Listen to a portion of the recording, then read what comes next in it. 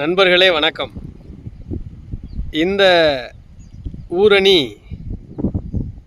எண்ணெயாட்டிப்பாறை ஊரணி. இது புதுக்கோட்டை மாவட்டத்தில் திருமயம் தாலுகாவில்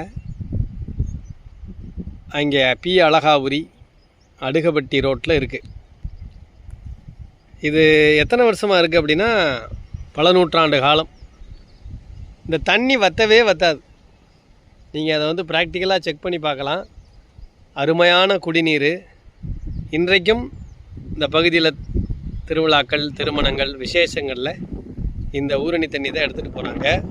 இந்த தண்ணியை பார்த்தாலே தெரியும் எவ்வளோ சுத்தமாக இருக்குன்னு சொல்லி. எத்தனை மினரல் நம்ம அந்த மிஷினரி போட்டாலும் இந்த தண்ணிக்கு ஈடாகாது.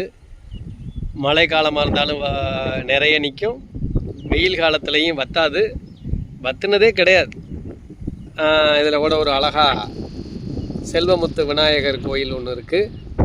இந்த கோயிலுக்கு எதிர்த்தாப்பில் தான் இந்த எண்ணெயாட்டிப்பாறை ஊரணின்னு சொல்லுவாங்க. ஒரு காலத்தில் எல்லோரும் இங்கே தான் தண்ணி பிடிச்சிட்டு போய் குடிச்சிட்டு இருந்தாங்க. இன்றைக்கி வீட்டுக்கு வீடு மினரல் கேனு, மினரல் மிஷினரி வச்சதுனால வரலைனாலும் கூட இந்த தண்ணியை பிடிச்சி சாப்பிட்றவங்க, குடிக்கிறவங்க, இதில் கல்யாண விசேஷங்களில் பயன்படுத்திக்கிறவங்கன்னு ஒரு குறிப்பிட்ட எண்ணிக்கையில் ஆள் இருந்துகிட்டே இருக்குது.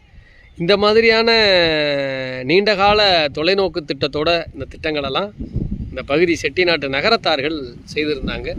இங்கே மட்டும் இல்லை, இது மாதிரி செட்டிநாட்டு பகுதியில் செட்டியார்கள், நகரத்தார்கள் இந்த மாதிரி அறம், கல்வி, அடிப்படை தேவைகள், ஊரணிகள், குளங்கள் இதெல்லாம் வெட்டி வச்சதுனால தான் இன்றைக்கும் அந்த தர்ம சிந்தனை என்பது மேலோங்கி கொண்டு இருக்கிறது. இந்த மாதிரியான நினச்சி பார்க்க முடியுமா?